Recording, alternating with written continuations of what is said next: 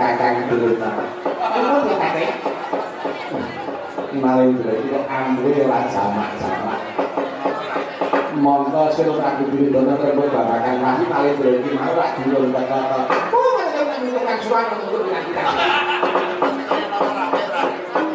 Maka niku iso wonten nyangune wonten carane iki. Nek nebak-nebak ngoten niku kula mawon iso. Prabu Sasra Ambara. Wong kaya bojoke Wahyu Kamboyan Jati. Oh, sekalipun Paduka mitadosaken pangapunten kaliyan pengiraipun Sasra Ambara. Ya pancen jeneng para bisa nandharake apa kang dadi salah bebanane. Ora-orane yen langsung bakal lalu mesti bakal tak dadekake kapan padha kapan Sinawati Prabu